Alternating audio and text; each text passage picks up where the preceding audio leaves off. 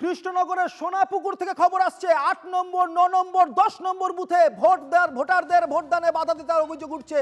কৃষ্ণনগরের সোনাপুকুরে ৮ নম্বর ৯ নম্বর ১০ নম্বর বুথে ভোটারদের ভোটদানে বাধা দেওয়ার অভিযোগ উঠছে। রীতিমতো হাত ধরে টেনে বের করে দেওয়ার অভিযোগ। হাত ধরে ভোটারদের টেনে বের করে দেওয়ার অভিযোগ উঠছে। কৃষ্ণনগর থেকে ভোটারদের মারধরের অভিযোগ উঠেছে। কৃষ্ণনগরে ভোটারদের হাত ধরে বুথ থেকে টেনে বের করে দেওয়ার অভিযোগ উঠছে। ৮ নম্বর বুথ সোনাপুকুরের ৮ নম্বর বুথ ৯ নম্বর বুথ এবং ১০ নম্বর বুথ, এই ৩ বুথে ভোটারদেরকে হাত ধরে টেনে বের করে দেওয়ার অভিযোগ উঠছে।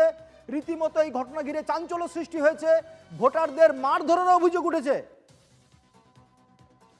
সকাল থেকে আমরা জানি যে বিভিন্ন জায়গা থেকে বিক্ষিপ্ত অশান্তির খবর আসছে। আজকে কৃষ্ণনগরে নির্বাচন রয়েছে, নদিয়াতে আজকে কৃষ্ণনগরে নির্বাচন, নদিয়াতে আজকে রানাঘাটে নির্বাচন। কৃষ্ণনগরে সেখানের মধ্যে ৮ নম্বর ৯ নম্বর এবং ১০ নম্বর বুথ কোথাকার? সেই ৮ নম্বর ৯ নম্বর ১০ নম্বর বুথ সোনাপুকুরের এই ৩ বুথ থেকে, সোনাপুকুরের ৩ বুথ থেকে ভোটারদের, যারা যখন ভোটাররা আজকে ভোট দিতে যান সেই সময় ভোটারদেরকে হাত ধরে বুথ থেকে টেনে হিঁচড়ে বার করে দেওয়ার অভিযোগ উঠছে। পাশাপাশি ভোটারদের মারধরের অভিযোগ উঠছে।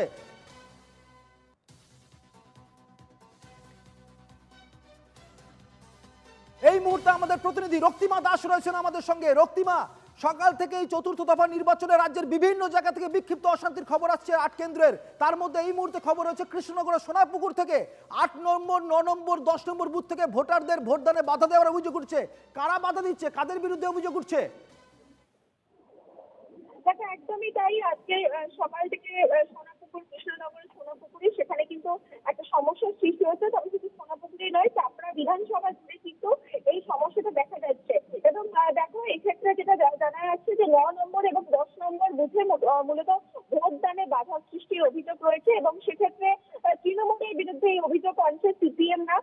সিপিএম এর যে একাংশ, সেখানে অভিযোগ যে তাদের ভোটদাতাদের মাঠেই যেতে তাদের দেওয়া হচ্ছে না, যেখানে তাদের বুথ করা হয়েছে সেখানেই তাদের যেতে দেওয়া হচ্ছে না। অন্যদিকে দেখো, তোমাকে জানিয়ে রাখি, নাকাশিপাড়ায় তুমি জানো যে গতকাল রাতেও কিন্তু সেখানে বোম্বিং হয়েছে এবং একাধিক জায়গায় কিন্তু সেখান থেকে অভিযোগ আসছে, যে বুথ জ্যামের অভিযোগ আসছে। দেখো, এবং একই সঙ্গে তোমাকে জানিয়ে রাখি যে প্রিসাইডিং অফিসার সেখানে কাজ করছে না, এমনও অভিযোগ আসছে। সেটা চাপড়ার কিছু সেখানে এবং একাধিক জায়গায় চাপড়ার কিন্তু যেমন বুথ জ্যামের অভিযোগ রয়েছে।